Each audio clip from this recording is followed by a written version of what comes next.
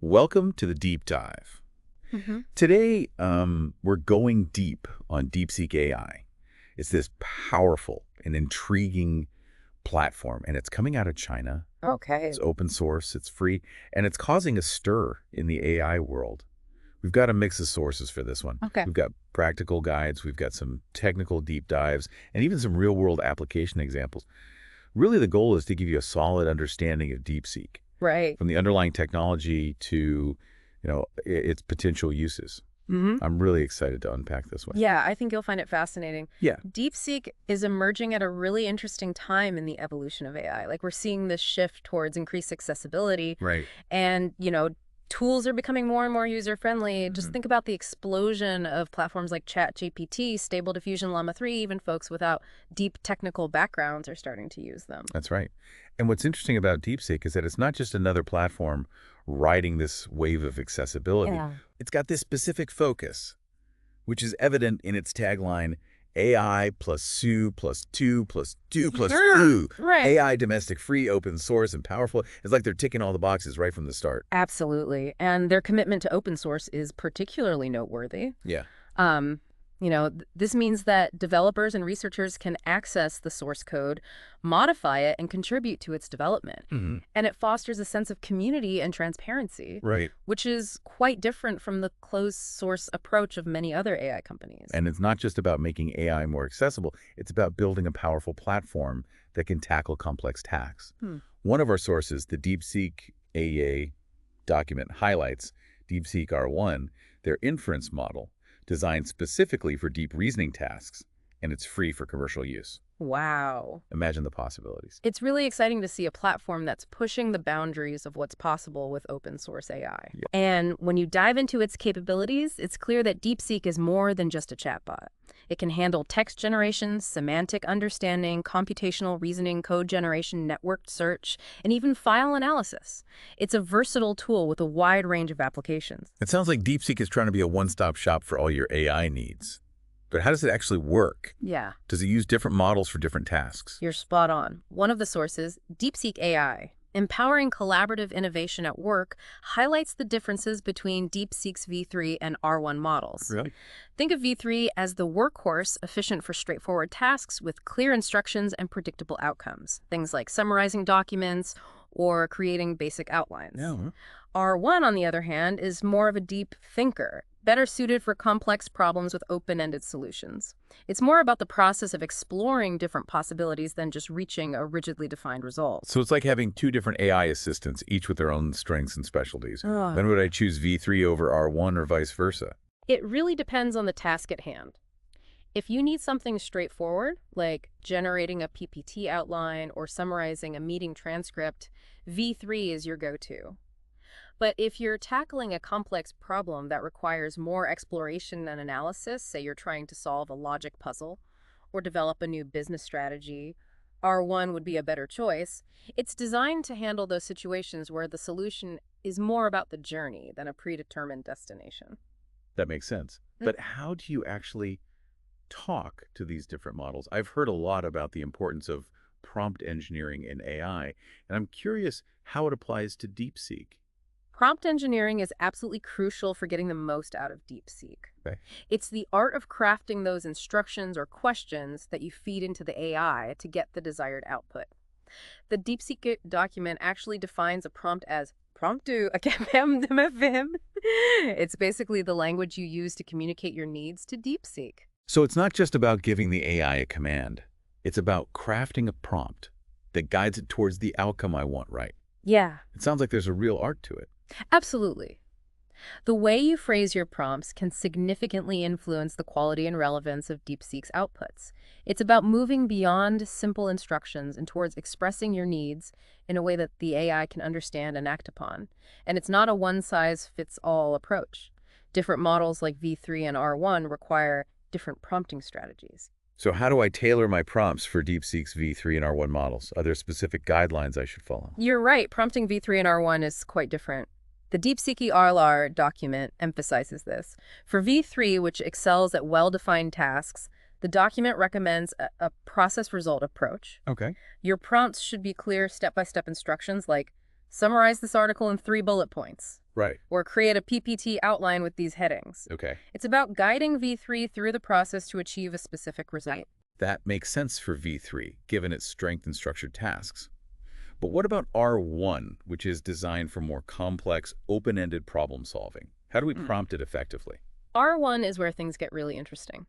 The document recommends a approach clear goal, flexible result. Sure. Instead of dictating the process, you give R1 a clear objective and let it explore different paths to get there.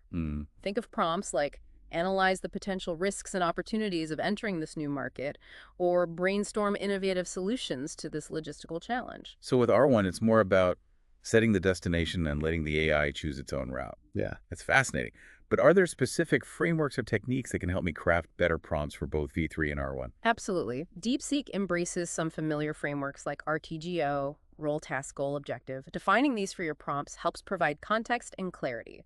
But remember, especially with R1, your prompts shouldn't constrain the AI's exploration. Like the difference between giving someone a recipe and asking them to create a new dish with certain ingredients. Yeah. You want to give them enough direction, but also the freedom to experiment. Precisely. And beyond these basic frameworks, there are a whole host of advanced prompting techniques that can really enhance DeepSeek's outputs. Yep. Think of techniques like prompt chains, task decomposition, and even controlling the length of your prompts. Okay, let's unpack those. What are prompt chains and how do they work? Prompt chains are essentially sequences of interconnected prompts that guide DeepSeek through a more complex task. Okay. It's like breaking a large problem down into smaller, more manageable steps. Right. Instead of trying to do everything in one go, you create a chain of prompts where the output of one prompt becomes the input for the next. So it's like building a chain of reasoning step by step. Yeah. That's really clever. Can you give me an example of how I might use a prompt chain with DeepSeek? Let's say you're trying to develop a marketing campaign for a new product. Instead of asking DeepSeek for a complete campaign plan in one prompt, you could create a prompt chain. First, ask DeepSeek to analyze the target audience and identify their needs and pain points. Then, use the output from that prompt to ask DeepSeek to brainstorm creative campaign concepts that address those needs. Next, ask it to develop a detailed marketing plan, including messaging channels and metrics. And finally, you could even have it create draft copy for ads or social media posts. Wow, that's a much more strategic and comprehensive approach. It feels like you're guiding DeepSeek through a thought process rather than just asking for a one-off output. Exactly. And that's what makes prompt chains so powerful. They allow you to break down complex tasks into more manageable pieces, ensuring that DeepSeek stays focused and delivers high-quality outputs at each stage. Okay, prompt chains sound incredibly useful. What about task decomposition? How does that work? Task decomposition is similar to prompt chains, but instead of focusing on a sequence of steps, it's about breaking a large task down into smaller parallel subtasks. So it's like dividing a project into different work streams that can be handled simultaneously. Precisely. Let's say you're using DeepSeek to write a research report. Instead of asking it to write the entire report in one go, you could decompose the task into smaller subtasks. You could have DeepSeek research different aspects of the topic in parallel, then synthesize the findings into different sections of the report. That makes sense. It seems like task decomposition could really speed up the process and make it more efficient. But how do you manage all those parallel streams and make sure they come together cohesively? That's where your role as the prompt engineer becomes even more crucial. You need to carefully define the scope of each subtask, ensure that the outputs are consistent and complementary, and then guide DeepSeek to integrate them into a seamless final product. So it's like being a project manager for DeepSeek, making sure that all the moving parts work together harmoniously. Exactly. And this is where those skills of clear communication, strategic thinking, and creative problem solving really come into play. Okay. I'm starting to see how mastering these advanced prompting techniques can really unlock the full potential of DeepSeek. But what about controlling the length of prompts? Why is that important? Controlling prompt length is crucial for ensuring that DeepSeek stays focused and delivers relevant outputs. If your prompts are too short, you might not give DeepSeek enough information to understand your needs. Right. On the other hand, if your prompts are too long and rambling, you risk overwhelming the AI and getting irrelevant or confusing results. So it's about finding that sweet spot, that Goldilocks zone, where the prompt is just the right length, to convey the necessary information without bogging down the AI. Precisely. And this is where practice and experimentation really come in. Different models and different tasks might require different prompt lengths, so it's all about finding what works best for your specific needs. Okay, I'm starting to feel like I'm getting a handle on these advanced prompting techniques.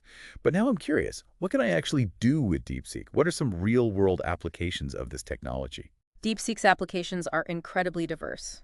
One of our sources, DeepSeek AI, Empowering Collaborative Innovation at Work, highlights some fascinating examples. Okay. They talk about using DeepSeek to generate visualizations, create PPT outlines and marketing materials, design posters, produce videos, develop AI applications, and even conduct market research. Wow, that's quite a range. It sounds like DeepSeek can be used for both creative and analytical tasks for both generating content and extracting insights. Exactly. And one example that really caught my eye was using DeepSeek to generate mermaid diagrams, which are used for visualizing workflows and processes.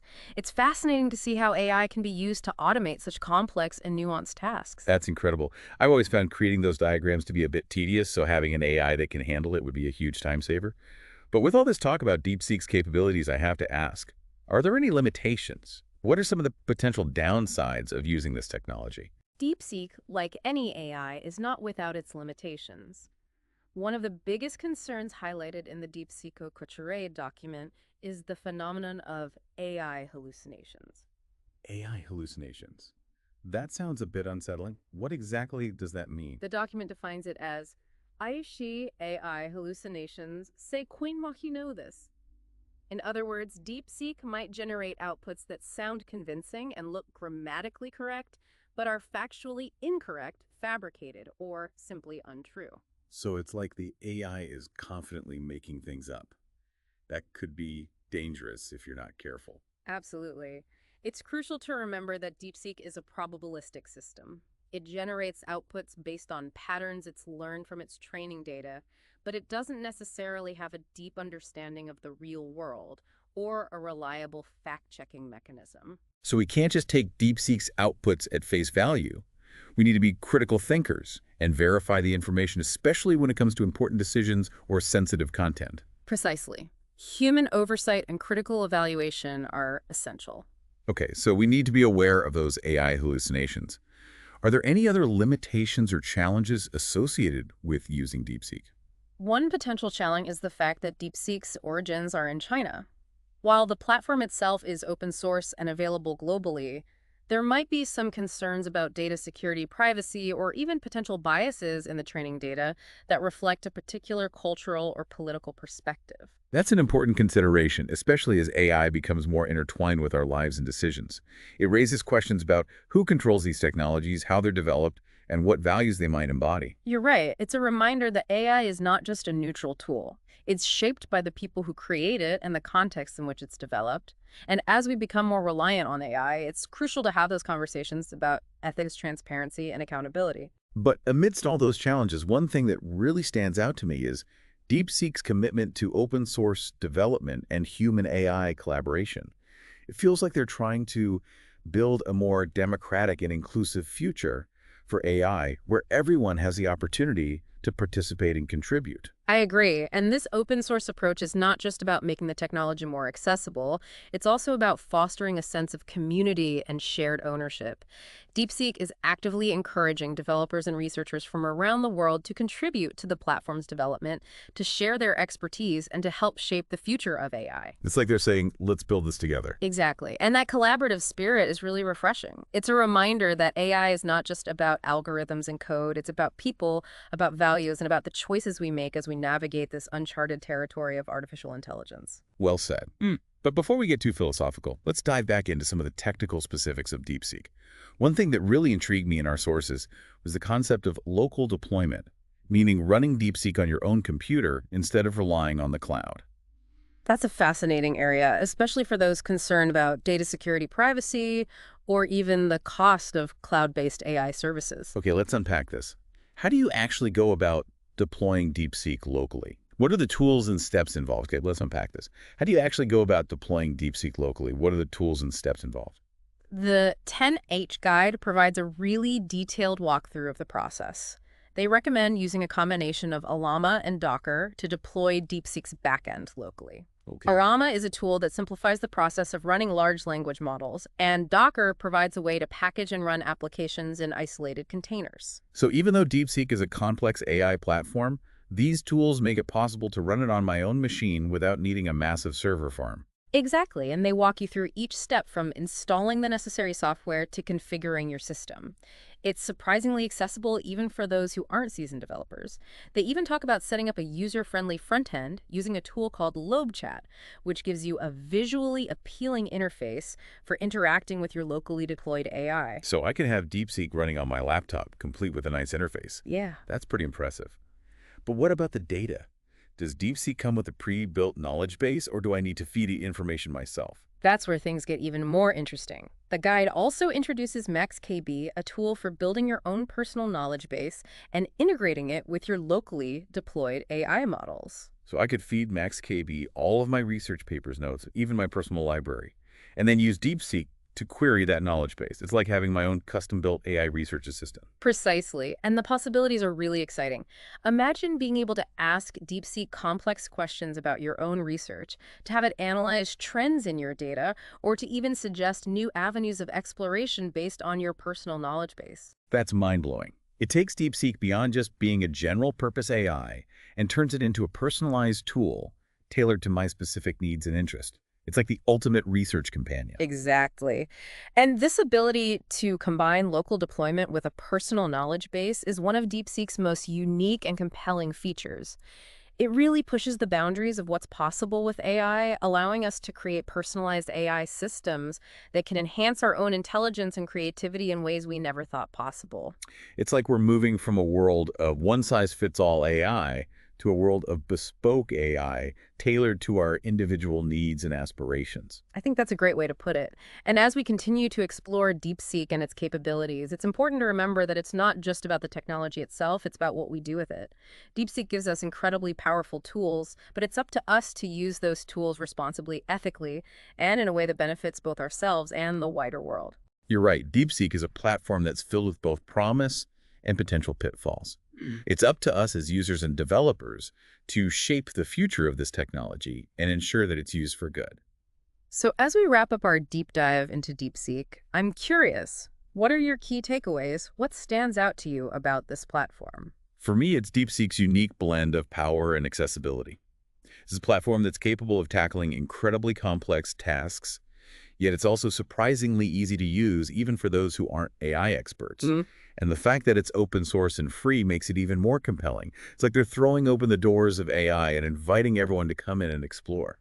I agree. And for me, it's DeepSeek's emphasis on human AI collaboration. They're not just building a tool to replace human intelligence. They're building a platform that augments human capabilities, empowering us to achieve things we could never do on our own. And that focus on collaboration extends to the very heart of the platform, from its open source development model to its local deployment options that allow us to personalize the AI experience.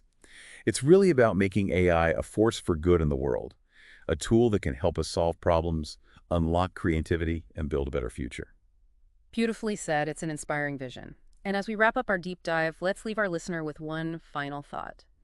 Knowing the power and versatility of DeepSeek, what unique challenges and opportunities do you see emerging as this technology becomes more integrated into our lives? Visit deepseek.com to explore the platform and share your thoughts in the comments.